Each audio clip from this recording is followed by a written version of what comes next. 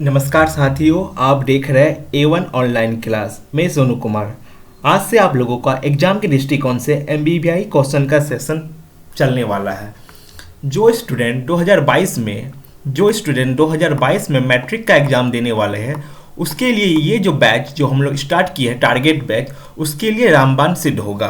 क्योंकि ये बैच की मेरे विशेष जो मैंने क्वेश्चन आप लोगों के लिए कलेक्शन किया है, कंप्लीट एनालिसिस करने के बाद आप लोगों के लिए मैंने क्वेश्चन सिलेक्ट किया है। ये क्वेश्चन जो मैंने सिलेक्ट किया है, ये क्वेश्चन बैंक 10 साल का जो एग्जाम में पूछे जाने वाले जो बार बार रिपीटेड क्वेश्चन है उसको लिया गया है, और BBD गाइड का और MBD गाइड, ब्रिलियंट टारगेट, सारे को मिला के जो हमको MBBI क्वेश्चन लगा, जो आपके एग्जाम के पूछे जाने की 90% 100% संभावना है, उसको इसमें शामिल किया गया है। ठीक है, आज से आपका इसी प्रकार का बैच चालू होगा और आपको फ्री PDF मिलेगा।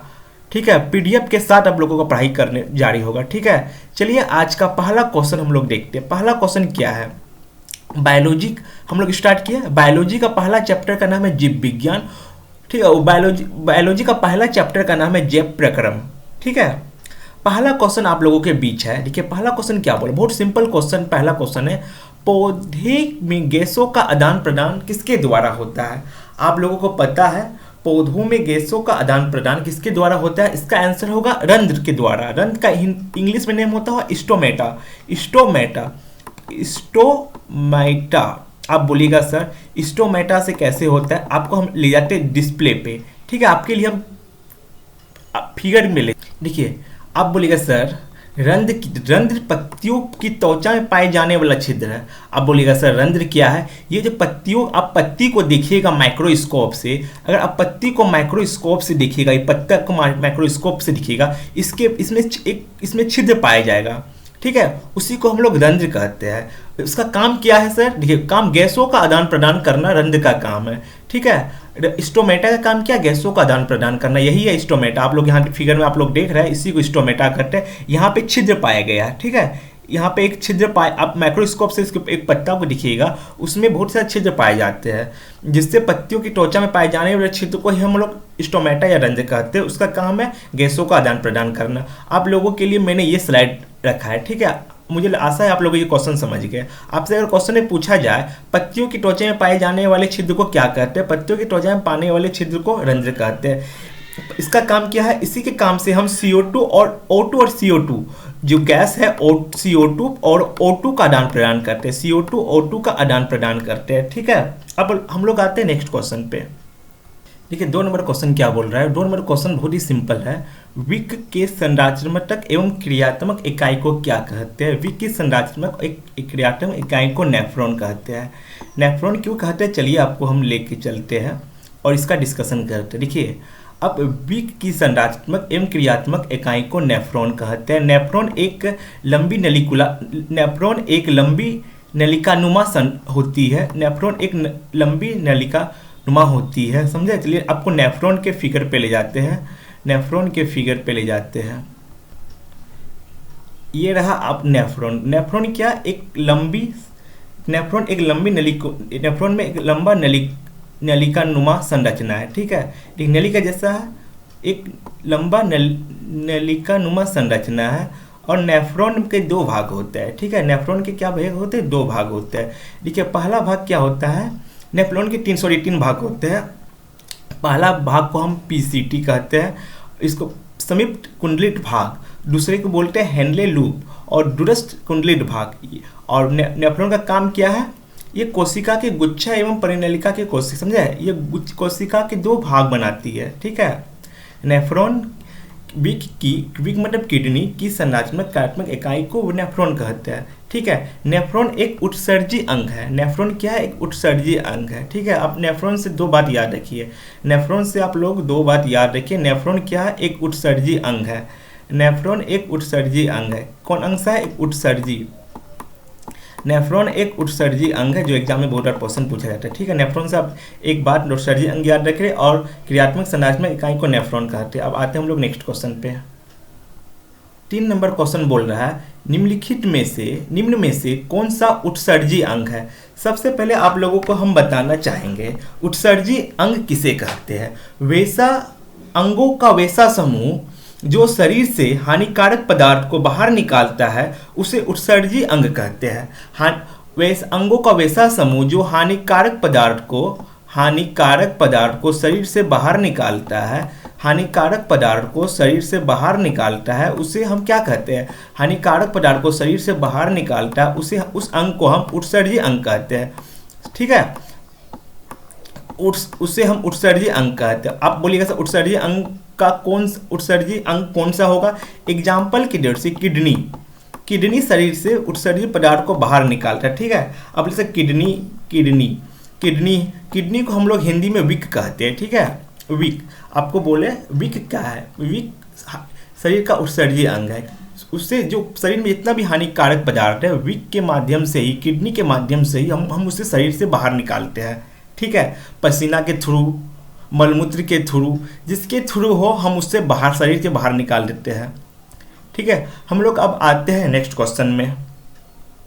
अभी आप लोग को मैंने जस्ट बताया मनुष्य में विक संबंधित है, मतलब किडनी संबंधित है, पोषण से नहीं होगा, श्वसन से भी नहीं होगा, उत्सर्जन से हो जाएगा, क्योंकि मनुष्य किडनी का काम ही है शरीर के हानिकारक पदार्थ को बाहर निकालना। अभी ऊपर में इसका डिस्कशन किए। अब ये क्वेश्चन देखिए क्या बोल रहा है। निम्न में से तेज हृदय धड़कन किसका होता है? सबसे ज़्यादा तेज हृदय धड़कन किसका होता है? आदमी का होता है सबसे ज़्यादा तेज। 1 मिनट में आदमी का धड़कन 72 बार धड़कता है। ठीक है, इसका 72 बार धड़कता है 1 मिनट में। आदमी का जितना ऑप्शन दिया गया है सारे ऑप्शन में सर्वाधिक बार आदमी का ही दिल धड़कता है एक मिनट में। ठीक है, आपसे अगर क्वेश्चन कोई पूछा जाए सर आदमी का धड़कन कितना बार धड़कता है, आप बोलिएगा 72 बार धड़कता है। आदमी का धड़कन 72 बार धड़कता है 1 मिनट में। इसका आंसर डी हो जाएगा। हम लोग आते हैं नेक्स्ट क्वेश्चन पे। देखिए 6 नंबर क्वेश्चन क्या बोल रहा है। 6 नंबर क्वेश्चन बोल रहा है फूल का कौन सा भाग फल में बदलता है? फूल का कौन सा भाग फल में बदलता है? इसका आंसर हो जाएगा सी। बोलिए सर कि सी कैसे होता है, चलिए बतलाते हैं। देखिए फूल कैसे चेंज होता है, फूल का भाग अंडाशय में कैसे बदलता है आपको देखिए पुष्प से अंडाशय बनता है, पुष्प से अंडाशय, अंडाशय से बीज, बीज से फल। ठीक है, क्या क्या हुआ? सबसे पहले पुष्प से अंडाशय, अंडाशय से बीज, बीज से फल। आपसे पूछा गया था क्या क्वेश्चन में, पुष्प का कौन सा भाग फल में बदलता है? फल ऑप्शन के अनुसार आपका अंडाशय ऑप्शन होगा। ठीक है, अंडाशय से बीज बना, बीज ही फल बनाता है। ठीक है, आपसे क्वेश्चन क्या, देखिए पहले बनेगा पुष्प, देखिए यही है ना, पुष्प का कौन सा भाग फल में बदलता है? पुष्प का अंडाशय ही फल, देखिए अंडाशय फल में बदलता है। यहाँ पे हम आपको स्लाइड में दिखाए थे अंडाशय कैसे, देखिए अंडाशय से बीज, इसके पुष्प से अंडाशय, अंडाशय से बीज, बीज से फल। ठीक है, आपसे क्वेश्चन पूछा जाए पुष्प का कौन सा भाग फल में बदलता है, आप उसका बोलिएगा अंडाशय, पुष्प फल में बदलता है। हम लोग अब आते हैं नेक्स्ट क्वेश्चन पे। 7 नंबर क्वेश्चन बोल रहा है अमीबा में अधिकांश पोषण कैसे होता है? अमीबा में अधिकांश पोषण अंतःग्रहण द्वारा होता है। कैसे अंतःग्रहण द्वारा होता है, चलिए आपको फोटो में समझाते। देखिए ये अमेबा का न्यूट्रिशन, अमेबा में पोषण कैसे होता है, देखिए इसका फोटो, ये अमेबा बना हुआ है। देखिए अमेबा का जो भी होता है फूड पार्टिकल मतलब खाद्य कर्णिका। देखिए फूड पार्टिकल यहाँ से जाता है अमेबा का, देखिए यहाँ से ये फूड लिया। अमेबा का अमेबा किधर से ही खा सकता है?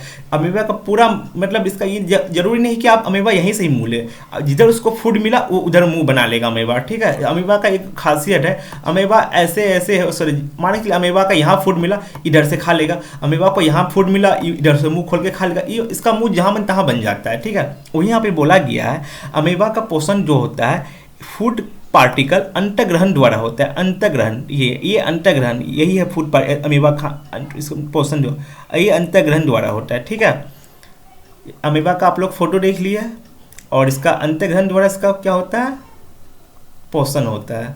अब हम लोग आते हैं नेक्स्ट क्वेश्चन पे। 8 नंबर क्वेश्चन देखिए क्या है, किसकी उपस्थिति के कारण पौधे का रंग हरा होता है? क्लोरोफिल के कारण पौधे का रंग हरा होता है। जितना भी हरा चीज़ पाया जाएगा, हरा चीज़ जितना भी होता है उसमें क्लोरोफिल पाया जाता है। ठीक है, हरा चीज़ जो भी आप लोग दिखिएगा उसमें क्लोरोफिल पाया जाता है। आप बोलिएगा सर क्लोरोफिल के कारण तो हरा हो गया, लेकिन लिकोप्लास्ट का क्या काम है? लिकोप्लास्ट का काम क्या है? लिकोप्लास्ट का जो काम है जो लाल पीला जो आप लोग देख रहे हैं, फूल का जो काम है, फूल में जो रंग पाया जाता है लाल पीला वो लिकोप्लास्ट के कारण होता है। ठीक है, लिकोप्लास्ट के कारण लिकोप्लास्ट फूल में पाया जाता है। ठीक है, लिकोप्लास्ट के कारण फूल का रंग रंगीन होता है। ठीक है, आपसे अगर पूछा जाए क्वेश्चन में, पत्तियों का रंग हरा क्लोरोफिल के कारण होता है और लिकोप्लास्ट के कारण फूल का रंग लाल होता है। ठीक है, फूल का रंग लाल लिकोप्लास्ट के कारण होता है, पत्तियों का रंग हरा क्लोरोफिल के कारण होता है। ठीक है, अब हम लोग आते हैं नेक्स्ट क्वेश्चन पे।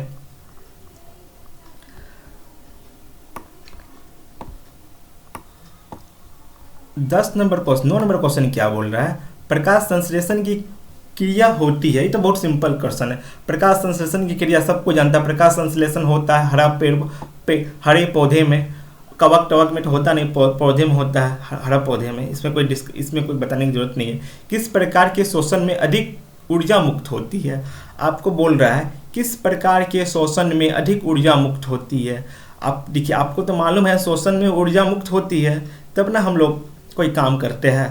अगर शोषण में ऊर्जा मुक्त नहीं होती तो हम लोग मरियल जैसा रहते हैं। इसलिए किस शोषण में, आपको शोषण दो प्रकार का होता है। शोषण दो प्रकार का होता है, एक होता है वायु शोषण, एक होता है वायु, एक होता है अवायु। ठीक है, वायु और एक होता है अवायु। इसमें जो है अधिक ऊर्जा मुक्त होती है। ठीक है, आंसर आपका ए हो जाएगा। आपसे अगर एग्जाम में क्वेश्चन पूछा जाए शोषण कितने प्रकार के होते हैं, आप बोलेगा शोषण दो प्रकार के होते हैं। एक शोषण का नाम है वायु शोषण, एक का नाम है अवायु शोषण।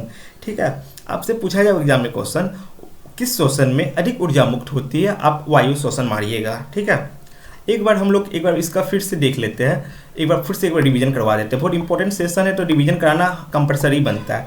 ठीक है, सबसे पहला क्वेश्चन क्या बोल रहा था, देखिए पौधे में गैसों का आदान प्रदान किसके द्वारा होता है। पौधे में गैसों का आदान प्रदान रंध्रों द्वारा होता है, क्योंकि पत्ता में जहाँ जहाँ छिद्र होगा वहाँ रंध्र पाया जाता है। विक की क्रियात्मक संरचनात्मक इकाई को नेफ्रॉन कहते हैं। देखिए अब लोग हम नेक्स्ट क्वेश्चन पे आते हैं। देखिए और क्या बोला नेक्स्ट क्वेश्चन, विक की संरचना हो गया। अब उत्सर्जी अंग क्या,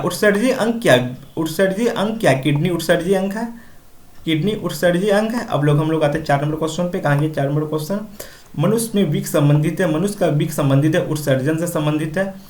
इसका हो जाएगा उत्सर्जन से संबंधित है, मनुष्य का विक उत्सर्जन से संबंधित है। और किसका हृदय सर्वाधिक बार धड़कता है, आदमी का हृदय सर्वाधिक धड़कता है, 72 बार आदमी का 1 सेकेंड में हृदय धड़कता है। ठीक है, अब देखिए पुष्प का कौन सा भाग फल में बदलता है, फूल अंडा से ही फल में बदलता है। ठीक है, अंडा से फल में बदल जाता है। पुष्प का कौन सा भाग फल में बदलता है, आपसे क्वेश्चन पूछा जाए अंडा से हो जाएगा। अब हम लोग आते हैं नेक्स्ट में, अमीबा का अधिकांश पोषण होता है। अमीबा का अधिकांश पोषण क्या होता है, फूड पार्टिकल जो होता है अंतर्ग्रहण द्वारा होता है। अधिकांश पोषण अंतर्ग्रहण द्वारा होता है।